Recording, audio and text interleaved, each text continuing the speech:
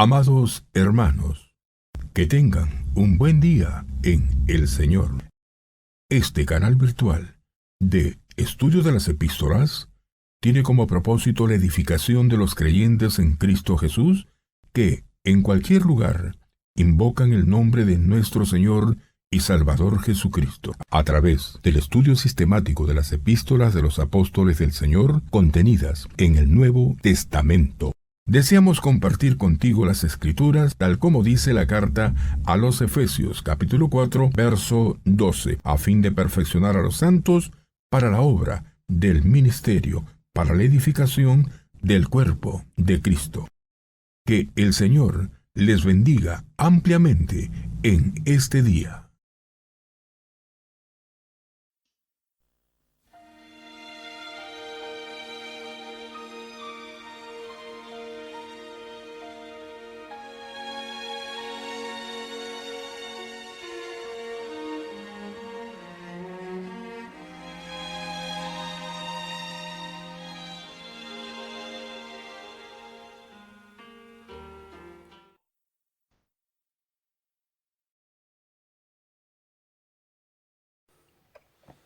Muchas gracias, hermanos.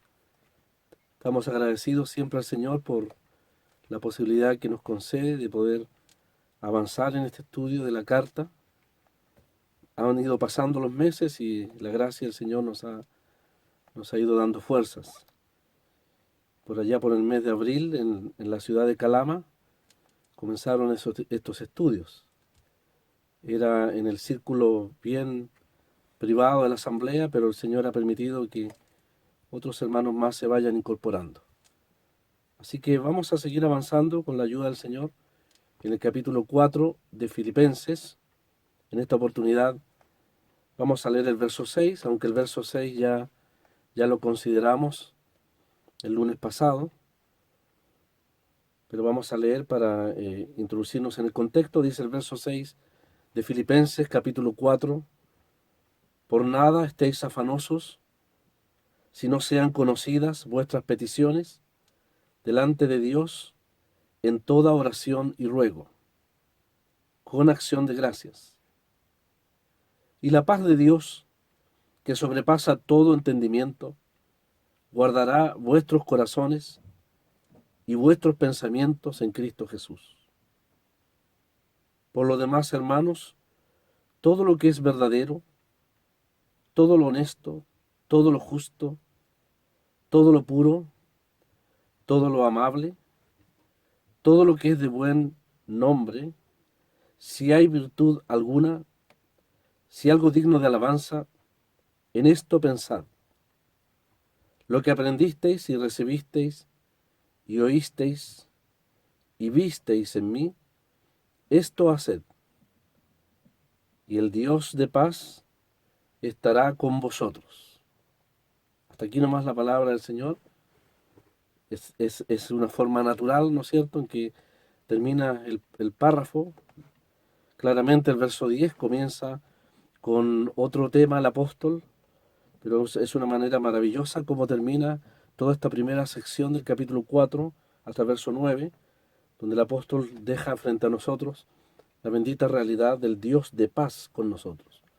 Porque esa paz va a ser la que va a inundar el corazón de Pablo cuando tenga que presentarnos de una manera quizás excepcional los más profundos sentimientos o experiencias respecto a su dependencia en el Señor a partir del verso 10 al final, que constituye la última exhortación, o más bien dicho, enseñanza de esta carta. El Señor permita que en unos 2 o 3 fines de semana más quizás ya estemos terminando el capítulo 4. Pero queremos sí avisar en conversación con nuestro hermano Johnny, y los hermanos de Calama, por supuesto, que quizás en el futuro, los lunes que vengan, eso lo vamos a coordinar, por supuesto, queremos terminar también desde el verso 1, curiosamente, del verso 1, capítulo 1, hasta el verso 11, que fue la parte que la gran mayoría de los hermanos no pudieron participar. Porque estas reuniones de Zoom, este estudio de Zoom, comenzó a partir del capítulo 1, verso 12. Y el Señor ha permitido llegar hasta esta instancia.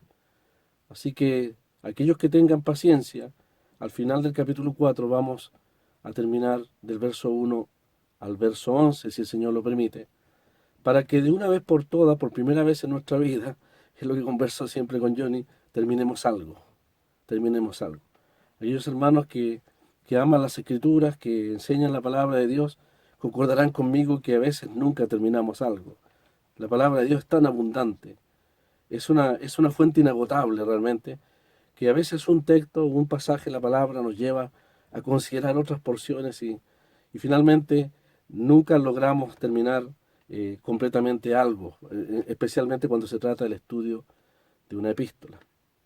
Así que gracias al Señor y a ustedes, hermanos, que nos animan con su interés, es que quizás tengamos la posibilidad de poder terminar una carta. No pretendemos decir que hemos agotado la carta, en absoluto. Solo son los bordes de sus caminos, dice la palabra. Es la orilla del mar, frente a la inagotable palabra de Dios. La palabra es inexhaustiva en ese sentido, ¿no? Es inagotable. Así que damos gracias al Señor por esta maravilla que nos ha dejado, que nos ha sostenido, por supuesto, en estos días especiales, excepcionales, en que nos hemos aferrado a ella. Y donde ciertamente el Señor ha sido bondadoso con nosotros, guardándonos, pero especialmente guardando lo que es el corazón de nuestro ser, el centro de todo nuestro ser, aquel aspecto de nuestra vida que Dios quiere realmente gobernar, en el cual quiere tener el control y en el cual también quiere bendecirnos ampliamente. Tiene que ver con nuestros pensamientos, tiene que ver con nuestro corazón, que es el núcleo de todo el ser nuestro, donde se gestan las grandes batallas, las grandes victorias, las grandes tentaciones, los grandes triunfos, donde los poderes del mundo compiten o quisieran competir también con la palabra de Dios, con nosotros mismos como cristianos, y por qué no decirlo también con el Espíritu Santo de Dios que mora en nosotros. El Señor quiere ocupar, si podríamos decirlo así, el templo de nuestro ser, el lugar santo de nuestro ser, que son el corazón y por ende también nuestros pensamientos. El Señor sabe perfectamente que allí está la razón de nuestra victoria o también de nuestras derrotas. Por eso en el verso 6, el apóstol, lo vimos el lunes pasado, ha dicho, por nada estéis afanosos. Hemos hablado del afán, de la ansiedad. El Señor nos enseñó, lo leímos la vez anterior, ahí en el capítulo 6, en el Sermón del Monte, anticipándose a los tiempos de febril ocupación y agitación y estrés en que vivimos. El Señor también nos enseñó respecto a no dejarnos controlar o dominar por la ansiedad y el afán. El apóstol Pablo pareciera estar pensando en las palabras del Señor ahí en Mateo 6 y nos dice entonces, por nada estéis afanosos, si no sean conocidas vuestras peticiones delante de Dios en toda oración, ruego con acción de gracias. De tal manera que el apóstol nos ha dicho en términos concretos que en vez de dejarnos arrastrar por un ámbito, por un clima de ansiedad, de estrés, de agitación, de desasosiego en lo más profundo de nuestros corazones, el apóstol nos dice que al contrario nos introduzcamos por la fe, por supuesto, confiando en el Señor, en un ámbito de oración, en un clima de oración. En vez de ser arrastrados por el afán y la ansiedad, lo que el apóstol nos invita es que nosotros estemos permanentemente en ese ámbito, en esa bendita influencia de lo que significa estar en una permanente actitud de oración y también de ruego, si es necesario, por cosas puntuales por las cuales podemos pedir. Pablo le llama aquí peticiones delante de Dios. Es un bendito privilegio el hecho de que nosotros podemos referir explícitamente al Señor todo lo que pueda estar embargando nuestro corazón o nuestra alma, cualquiera sea la experiencia de cada creyente. Y dice entonces con acción de gracias. Lo hemos resumido de la siguiente manera. No nos afanemos por nada, porque oramos por todo. Y damos gracias por cualquier cosa. Lo repito, el eslogan de Pablo, el lema de Pablo es: no te afanes por nada, porque oras por todo y porque das gracias por cualquier cosa. ¿Qué significa eso? Aún lo más insignificante, lo más cotidiano, lo más doméstico, es una razón para dar gracias de manera permanente al Señor. Dijimos que la psicología, la psiquiatría, todo lo que son las ciencias y las disciplinas de este mundo, los cuales no rechazamos abiertamente, sino que agradecemos también por aquellos hermanos que trabajan en esos ámbitos, que comprenden la mentalidad del cristiano cuando lamentablemente el cristiano también se enferma, pues sabemos que el cerebro también se enferma, igual que el estómago, igual que los riñones, etcétera. Hay hermanos que tienen que estar quizás con prescripciones médicas de remedios, así como algunos por la presión, algunos por problemas estomacales, algunos también por problemas cerebrales. No somos profesionales en ese ámbito, pero ojalá estas disciplinas del mundo tuviesen a la mano la fuente que encontramos aquí en el verso 6 y en el verso 7. Aquí está lo que la palabra de Dios llama la paz de Dios.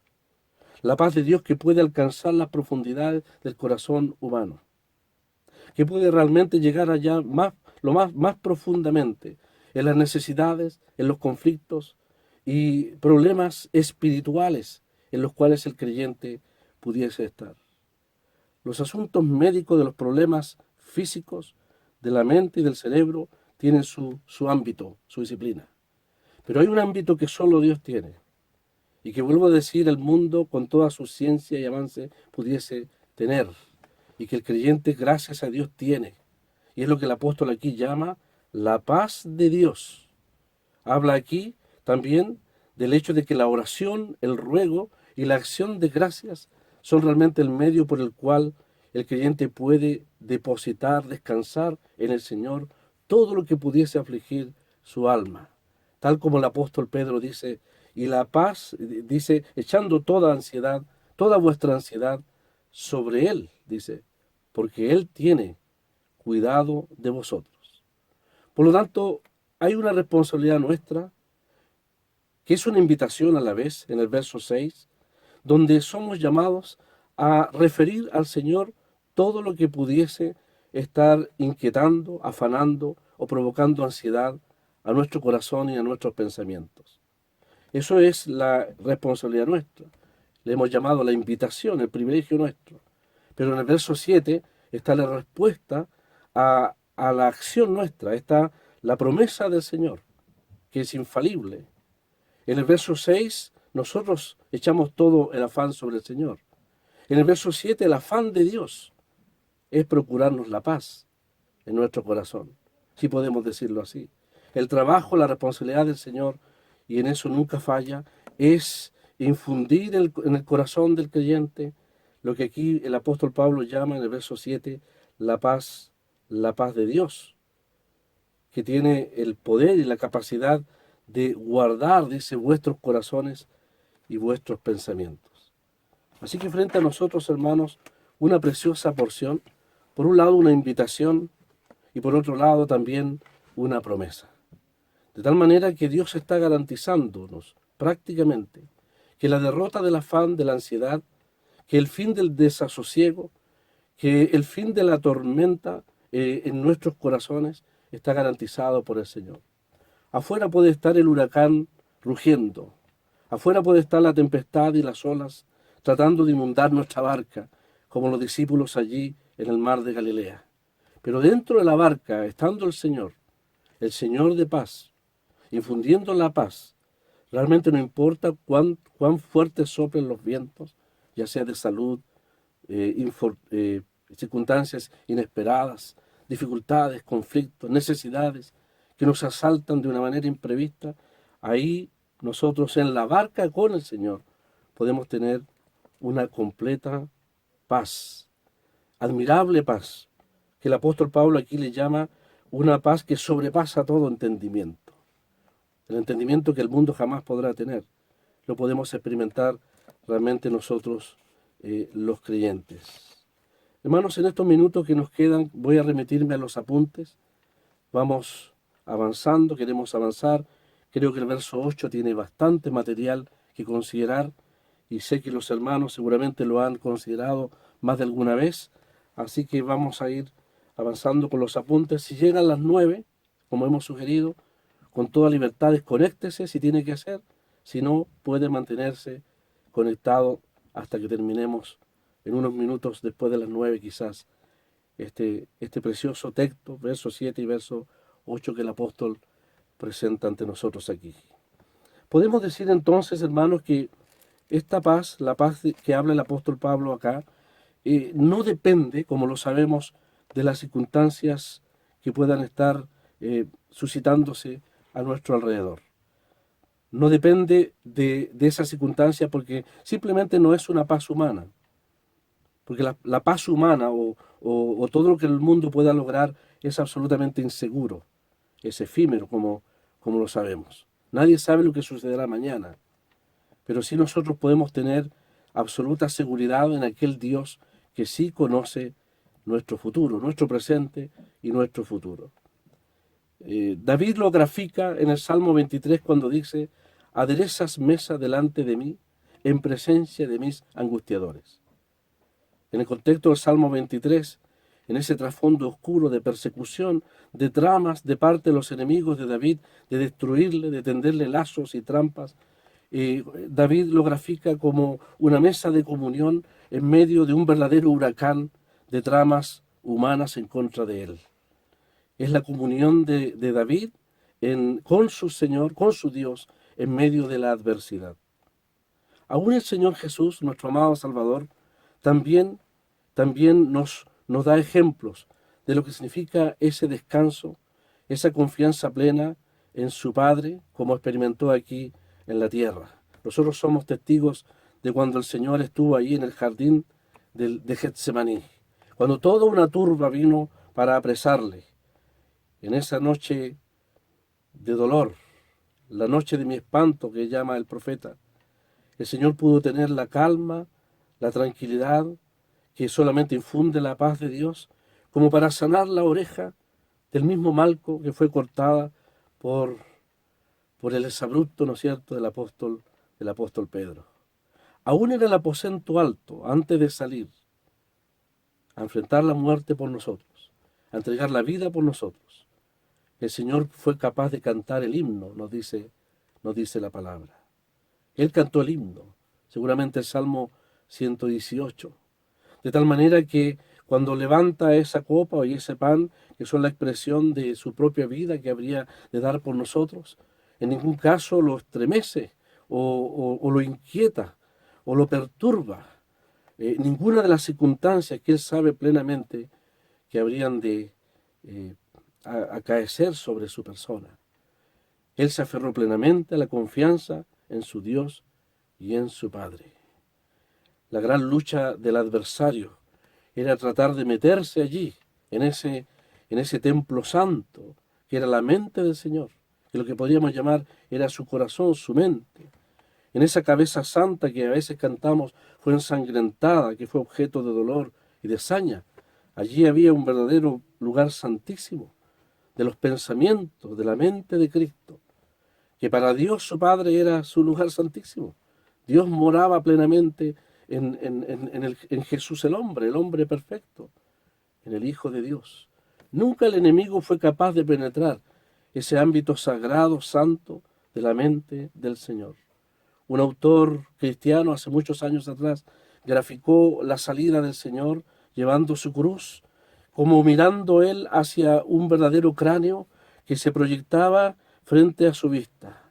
Le llamó el monte del cráneo, porque así se llama, el monte de la calavera, el monte del cráneo, porque es en el cráneo humano, de la humanidad del hombre, donde Satanás, donde el mundo ha querido plantar su bandera de victoria, aún sobre el cristiano. Nosotros podemos ser influidos por la mentalidad del mundo, lamentablemente. Satanás puede sugerirnos y susurrar desconfianza y todo aquello que pudiese ser desconfianza con la palabra de Dios.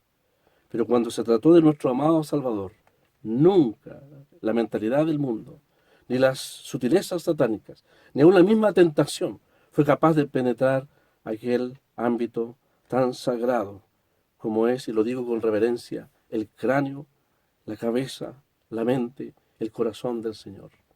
Pareciera ser que la hazaña de los hombres de poner una corona de espina fue la expresión de la impotencia satánica, de la impotencia perversa del mundo de las tinieblas, de no poder penetrar ese ámbito sagrado de la persona del Señor.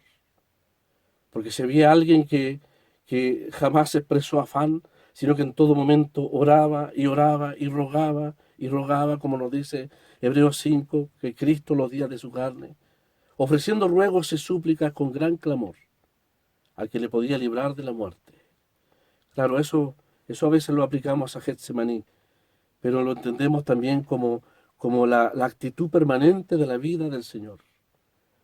Nunca la paz del Señor fue perturbada, aún por el hecho de la misma muerte.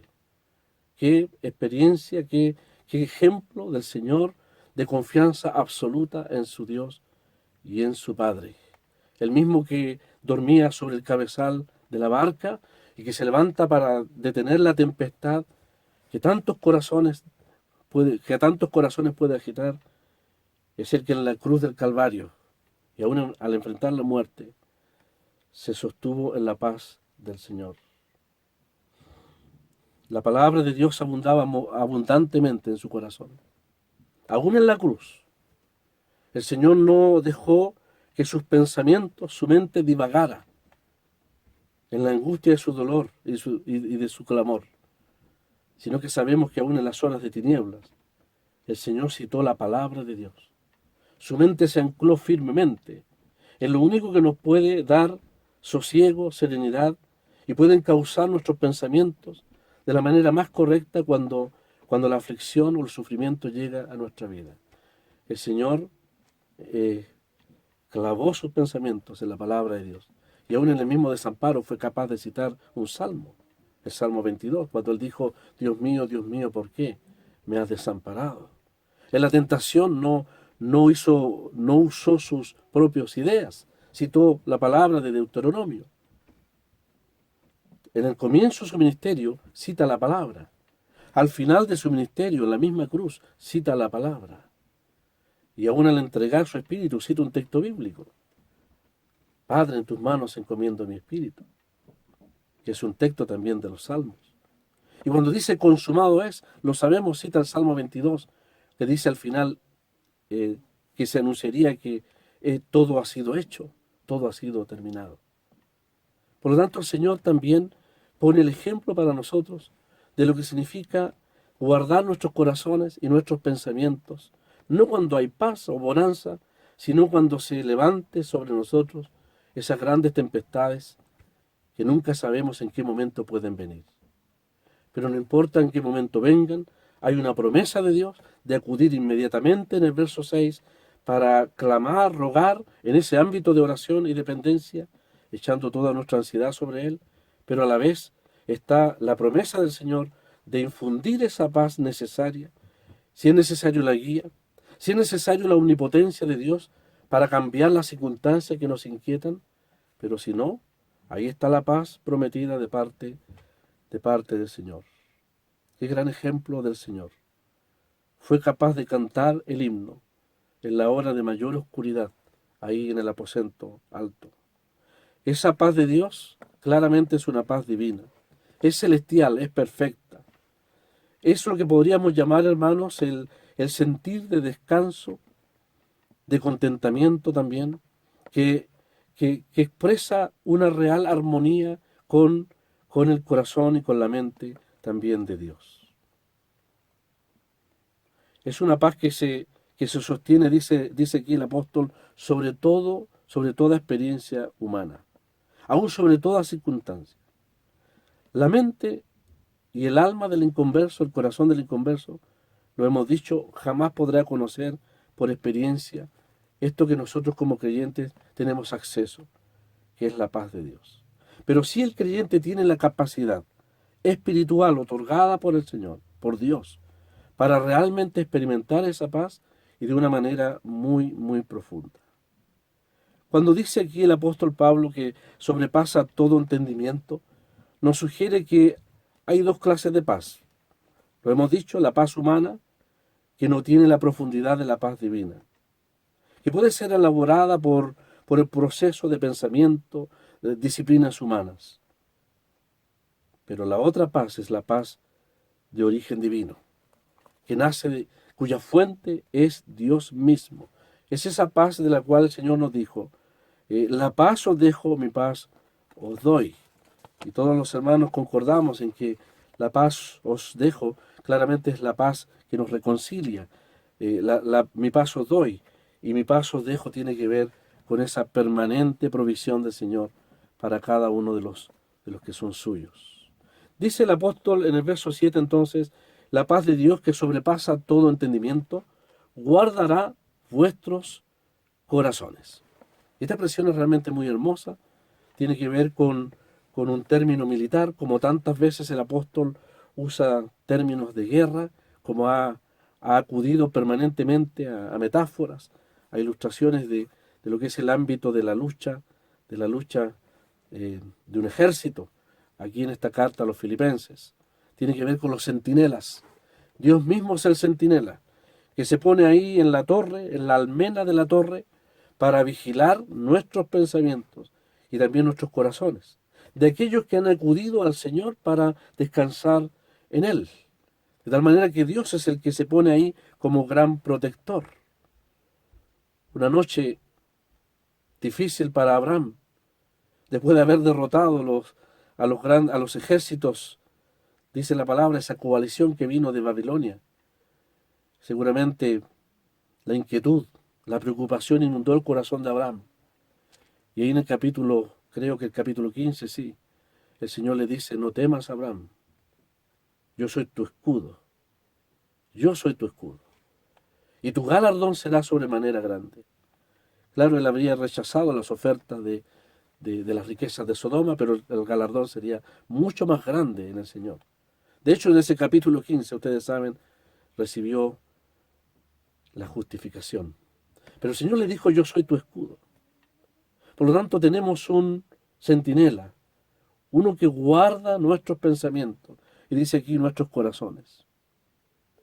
Eso significa, por supuesto, que Dios quiere guardar el corazón y la mente de cada uno de sus hijos.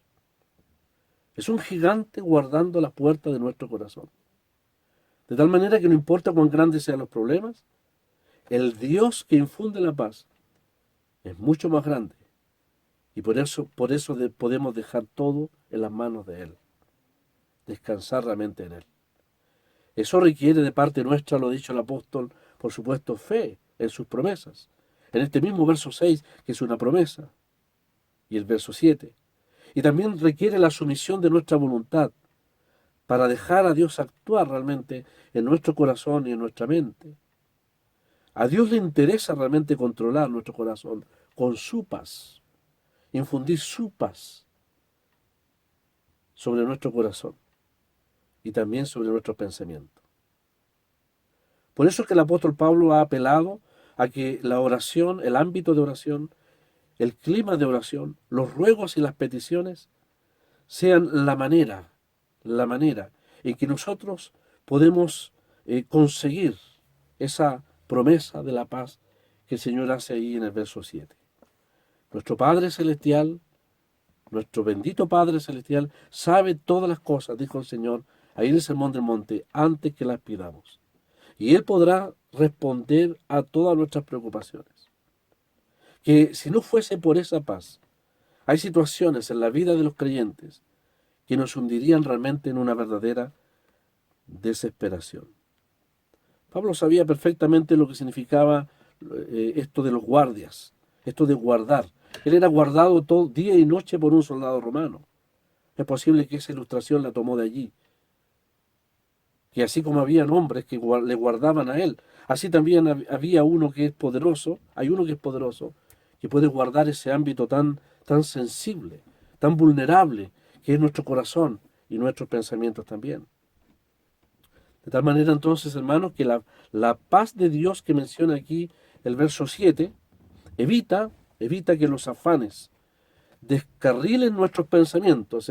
Dijimos el lunes pasado que los pensamientos son como las líneas del tren que encausan el corazón y por lo tanto también nuestras decisiones y nuestros actos.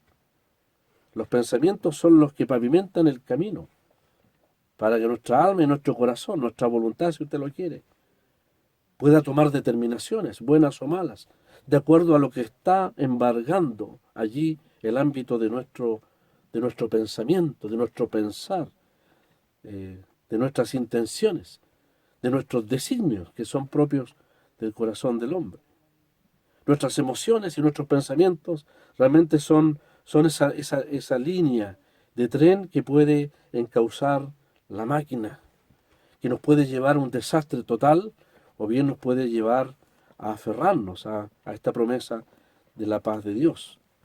Dice el apóstol entonces que esa paz guardará vuestros corazones. Esta expresión, el corazón, es una hermosa metáfora que el apóstol usa, claramente describe el alma del creyente.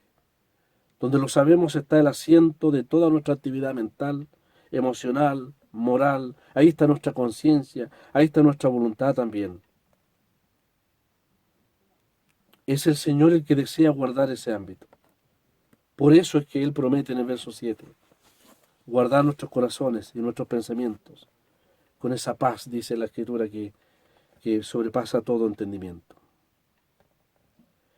Cuando se impide, hermanos, por medio de la oración, y por qué no decirlo también por medio de la meditación de la palabra, que nuestro corazón divague o vague en una verdadera inconstancia, nuestros pensamientos podrán ser formulados bien y podemos descansar en la palabra de Dios. Como cuando cantamos en ese himno hermoso, el himno 500, dice, cuando mi mente vague, ya incierta, ya veloz, dice, concédeme, Señor, que escuche, concédeme que escuche, Señor, tu clara voz. Por eso es muy importante que los pensamientos estén bajo el control e inundados realmente por la palabra de Dios. Los pensamientos, hermanos, son los pensamientos que se generan en nuestro corazón, son reales y poderosos. Pueden ser poderosas armas o dañinas armas que el enemigo puede usar en contra de nosotros. Vuelvo a decir, son los rieles entonces que encausan como un tren las acciones de la voluntad nuestra, o para bien o para mal. Pueden descarriarnos o llevarnos en actos fuera de la voluntad del Señor. El apóstol Pablo dice que debemos llevar todo pensamiento cautivo a la mente y a la obediencia de Cristo. Demanda una disciplina, por supuesto, de parte nuestra. Demanda una permanente meditación de la palabra. Una de las cosas que más necesitamos hoy en día, y damos gracias a Dios por la multitud de mensajes y ministerios que recibimos, está el peligro de que no estemos meditando la palabra de Dios. Una cosa es acumular conocimiento. Yo tengo que reconocer que a veces tenemos que tener la disciplina para escuchar a nuestros hermanos, concentrarnos realmente en lo que están diciendo y no distraernos. Si hay algo que valoramos en el ámbito de la asamblea, de las reuniones presenciales en la asamblea, es que cuando yo estoy escuchando no tengo tiempo para ir a la cocina, prepararme un café, o levantarme y contestar un teléfono, o ver un WhatsApp. No, ahí estamos concentrados en escuchar a nuestro hermano, o al que nos esté ministrando la palabra. Y es un tiempo de tranquilidad donde realmente podemos meditar la palabra. Ojalá que el Señor nos ayude a disciplinarnos, aún en esta instancia especial de conexiones de Zoom, donde realmente podamos quietamente escuchar. Y una vez de escuchar, meditar. Porque los pensamientos son los rieles del tren de nuestra acción, de nuestra voluntad, que encausa nuestros actos.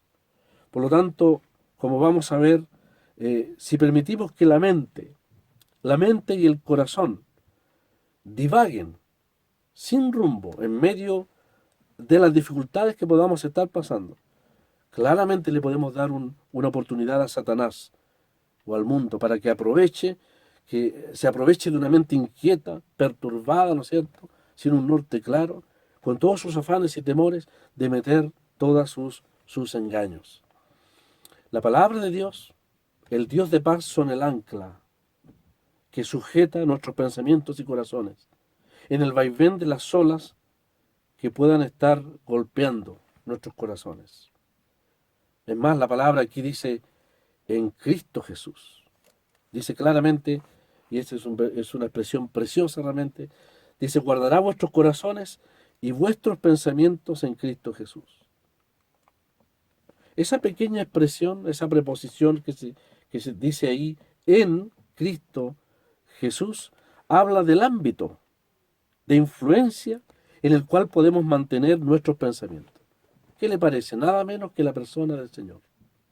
El apóstol ha dicho, el Señor está cerca, ahí en el verso 5. Y no solo lo hemos interpretado proféticamente, lo hemos interpretado en el sentido de su cercanía con nosotros, la realidad de su presencia. Por lo tanto, cuando el apóstol dice que nuestros pensamientos serán guardados en el ámbito, en la influencia de Cristo Jesús, estamos frente a dos personas divinas que pueden influenciar poderosamente nuestros pensamientos y nuestros corazones.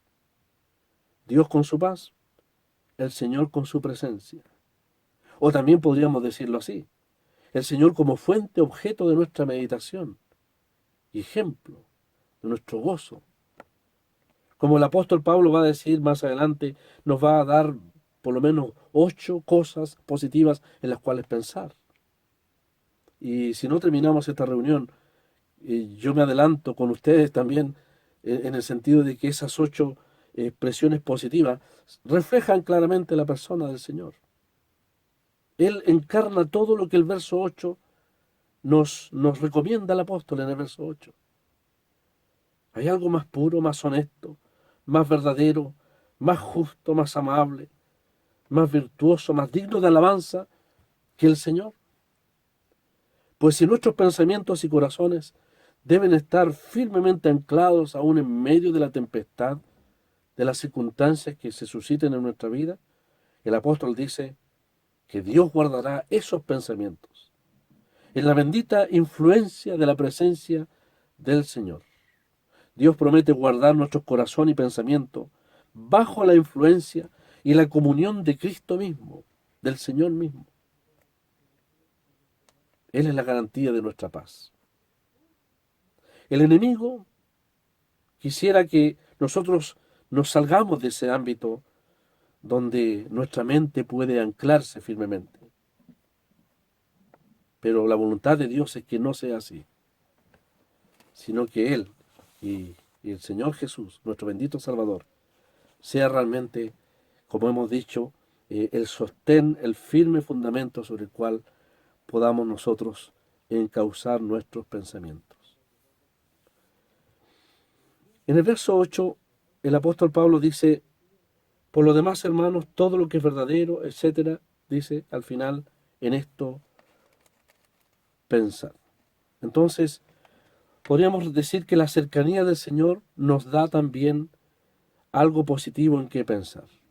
El verso 8 y 9, que seguramente no vamos a alcanzar a terminar por causa del tiempo, los expertos en la gramática dicen que corresponde a una sola oración.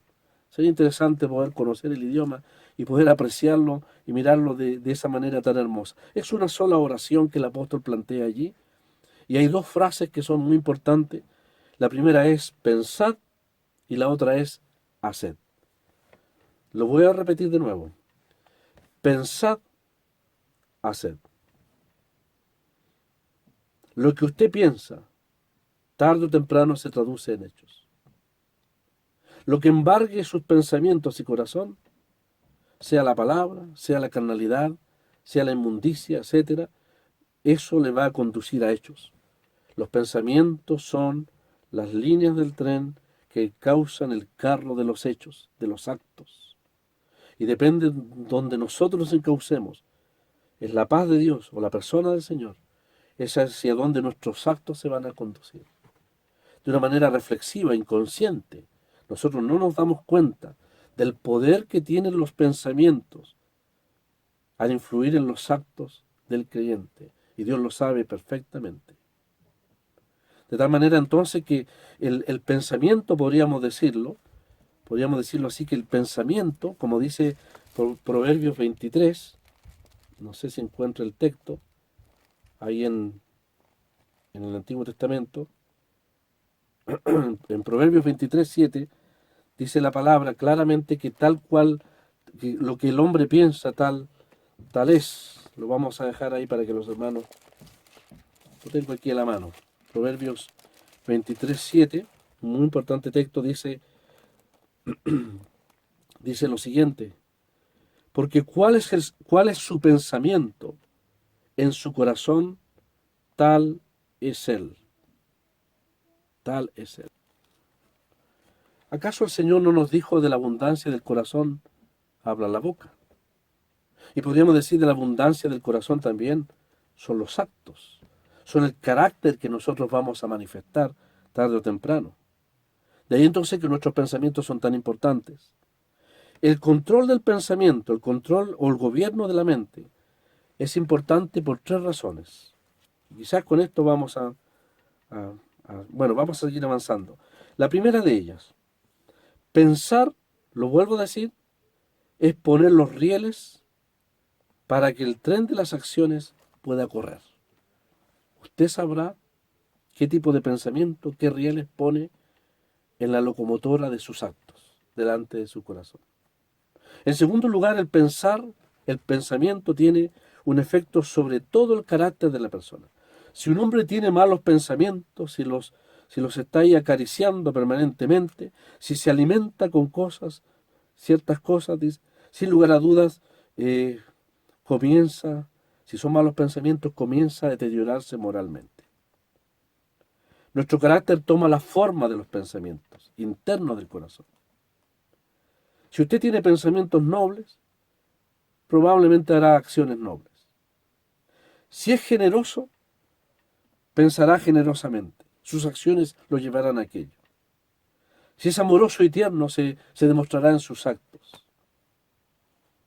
Lo demostrará en sus actos. Si usted cuida sus pensamientos en el ámbito de la palabra de Dios, de la meditación del Señor, sin lugar a dudas usted saldrá actuando, pensando y hablando con la mentalidad de Cristo, de aquel que embarga la meditación de su corazón. El pensamiento, hermanos, moldea el carácter, tarde o temprano, de una manera inconsciente. Quizás Satanás sabe mejor que nosotros la importancia de la meditación.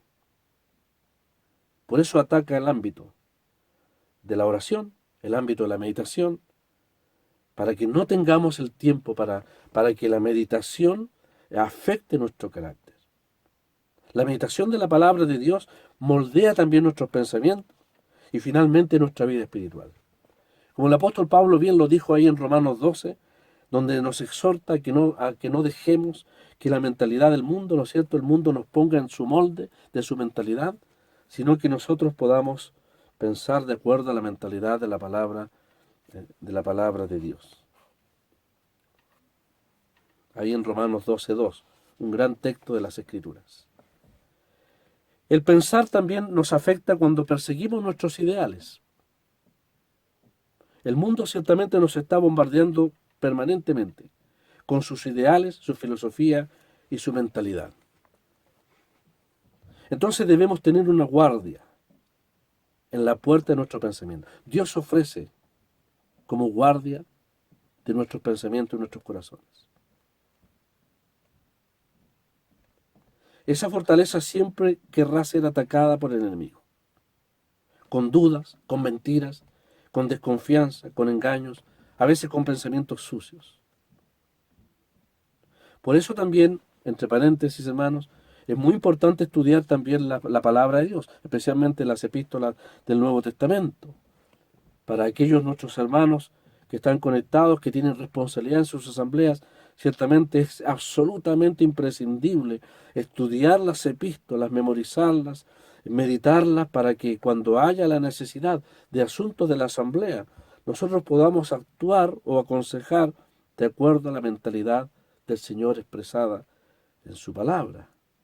Vamos a poder abordar las situaciones de acuerdo a la mente del Señor.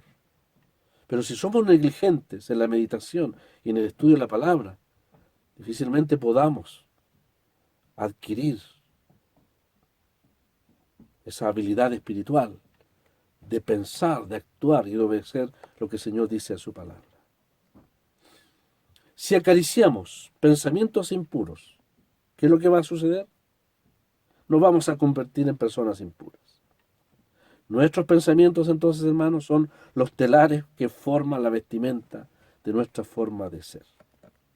De tal manera, entonces, que nosotros debemos dar lugar simplemente a la palabra de Dios.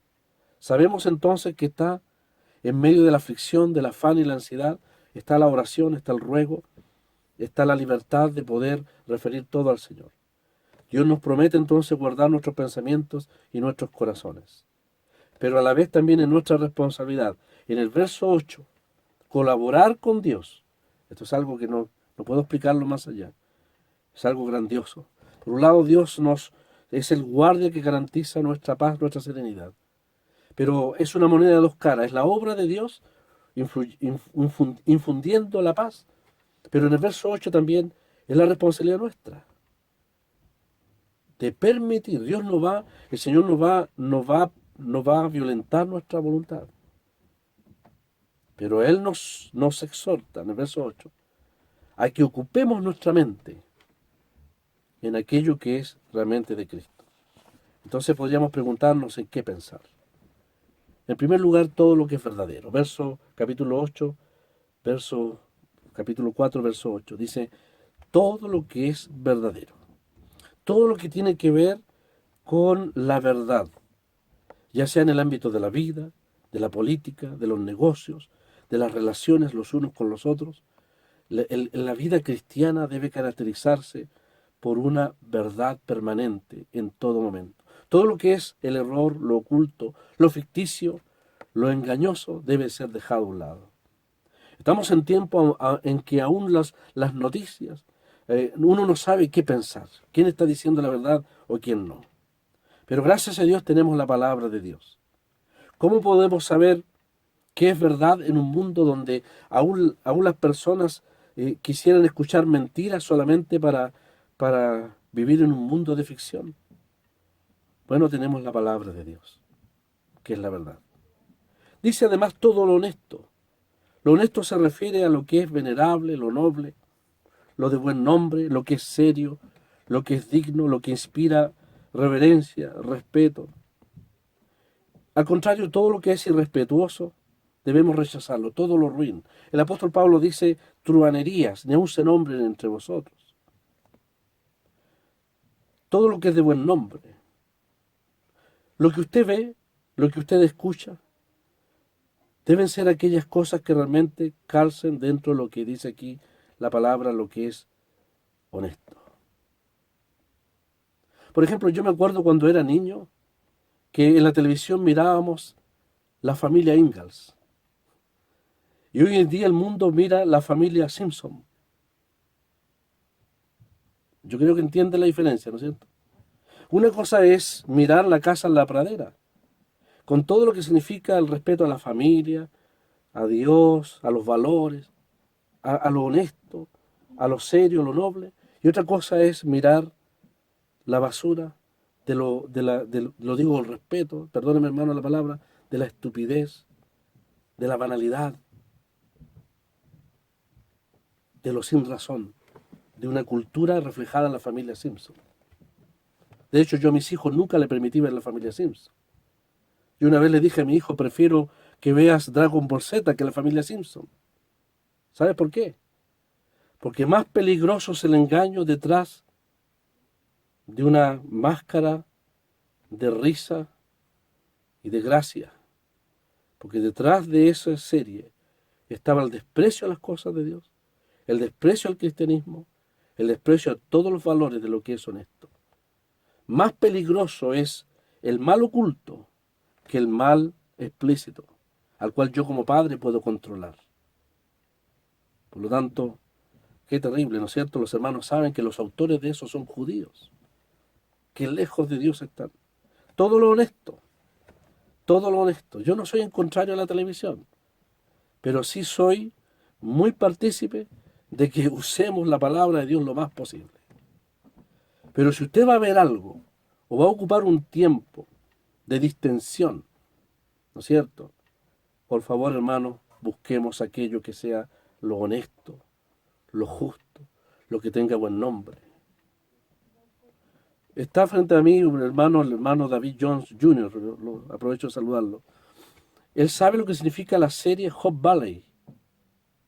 Búsquela, hermano, en un libro o en la televisión. Un día mi hija, chiquitita, se puso a ver televisión. ¿Qué estás viendo?, le pregunté. No, papá, me dijo, estoy viendo Hope Valley. Ahí la vamos a ver. Me impresionó. Hermanos, hace mucho más de 40 años que no veo algo que recupere los valores de una nación como fue Canadá, ¿no es cierto?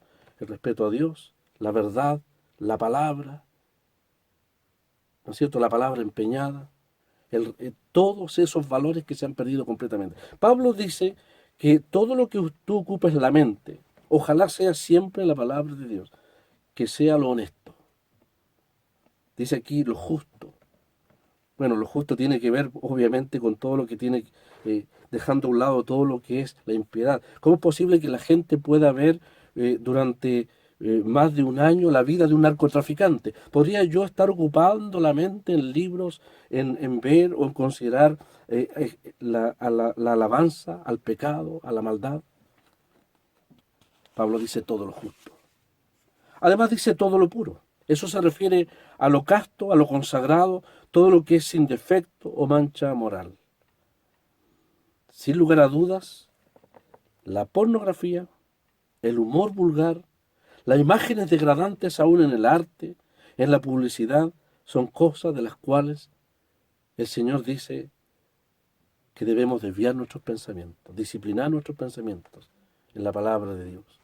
Sabemos que la vida cristiana no es tanto privarnos de cosas, sino ocuparnos de lo más excelente, que es la palabra del Señor, la meditación, la persona de Cristo mismo. No es solo la lucha del joven contra aquellas cosas que pueden quedar en nuestra mente, ¿no es cierto?, y que son difíciles de borrar. También es la lucha de los más viejos. La pureza en nuestros ojos, en nuestros pensamientos, es una verdadera lucha frente a un mundo cada vez más destapado, más blasfemo, más insolente. Pero el apóstol nos ha dicho entonces todo lo puro. Luego dice todo lo amable. Y esto tiene que ver, hermanos, con el ámbito de nuestras relaciones. El Señor nos ayuda a disciplinar nuestros pensamientos cuando estamos pensando respecto a nuestros hermanos, cualquiera que sea su situación, u orando por ellos, para que efectivamente nosotros promovamos la amistad, dice la palabra aquí, el amor fraternal, el buen trato, la buena comunión entre hermanos. Si hay situaciones que hemos visto pendientes, el que habla también ha sido hablado por la palabra de Dios, debemos procurar de solucionarlas. Todo lo que promueve el afecto entre los hermanos debe ser lo que debe inundar mi mente. Cuando usted empiece a pensar o a considerar hacerse una película de acciones o juzgando situaciones o acciones de hermanos, deséchelos, porque eso no tiene nada que ver con lo amable que debe estar en la mente del creyente. Todo lo que es buen nombre, dice el apóstol, el número 6, tiene que ver con lo que es reputación, algo de lo cual podemos hablar bien, una buena reputación ante otros. En el temor de Dios siempre debe gobernar nuestro pensamiento. Todo lo virtuoso. Esto tiene que ver también en los amplios ámbitos de lo que es parte de nuestra existencia. Hay música virtuosa, hay ciencia virtuosa, hay arte virtuosa, hay logros humanos dignos de considerar. También tiene que ver con, aún entre los inconversos, la honestidad, la amabilidad, la justicia, la rectitud, el heroísmo, el sacrificio por otros. Son cosas virtuosas que el apóstol también puede llamar dignos de alabanza. Todo lo que es encomiable, digno de aprobación. El jet set, la farándula, esas basuras deben quedar afuera. Los hermanos aquí en Chile, no sé si ahí en Argentina o en Estados Unidos, Saben que si usted prende la televisión de las 8 en adelante, se está toda la mañana hablando solo de truanerías, solo de truanerías. No valen la pena. Seguramente la experiencia de muchos creyentes hoy en día, como nosotros en nuestro hogar, es que nosotros prendemos nuestra televisión para informarnos de lo que pasa en el país. Ya no tenemos tiempo para ver tanta vanidad, tanta banalidad. Tenemos, gracias a Dios, en qué pensar. Esta misma instancia que el Señor nos permite de poder compartir la palabra de Dios, disfrutar de la palabra de Dios todos juntos, es una preciosa manera de ocupar nuestra mente y nuestro corazón en lo que realmente más vale. Entonces, hermanos, para terminar, Pablo nos exhorta a meditar en estas cosas. Nos manda a hacerlo. Si queremos realmente que nuestros corazones sean guardados con la paz de Dios.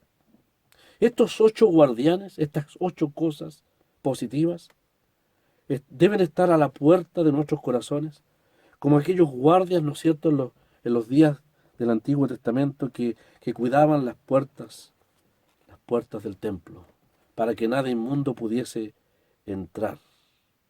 Eso nos ayudará entonces a mantenernos y a disfrutar plenamente en esa promesa del Señor que dice allí el apóstol, la paz de Dios.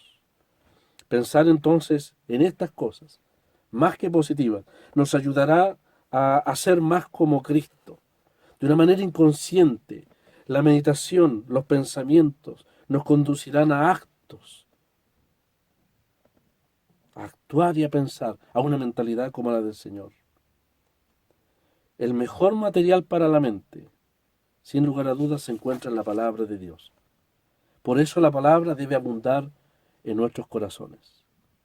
Voy a citar las palabras de MacDonald para terminar. No hay duda, como dice nuestro hermano MacDonald, no se tiene que ir muy lejos para descubrir al Señor en el verso 8, como lo hemos dicho. Todo lo verdadero, lo respetable, lo justo, lo puro, lo amable, lo virtuoso, digno de alabanza, todo se encuentra en Él y siempre se encontrará en Él. De tal manera, hermanos, que Él debe ser siempre el tema de nuestra meditación por medio de las Escrituras. Que seamos como Él. Que dentro de esa sagrada cabeza, de ese bendito cráneo, donde todos los poderes quisieron entrar y poner su bandera, nosotros también tengamos una mente, un corazón, como un templo de las cosas del Señor y ser como Él. Que el Señor nos ayude entonces, hermanos, para que esto así sea. Que el Señor bendiga su palabra.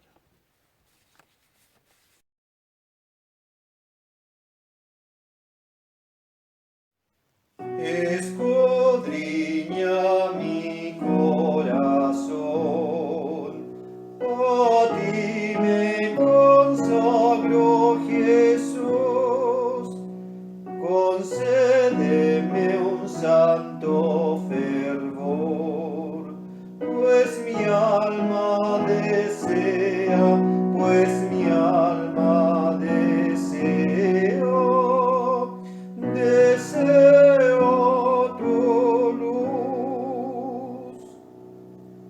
Me postro a tus pies, oh Señor. El mundo nada es para mí, que vale su gloria o placer. Oye mi tesoro, oye mi tesoro, tesoro en ti.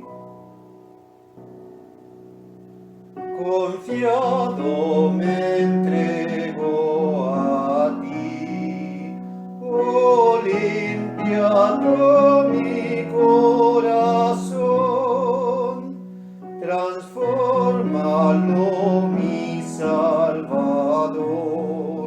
Tú solo lo puedes, tú solo lo puedes, potente Señor.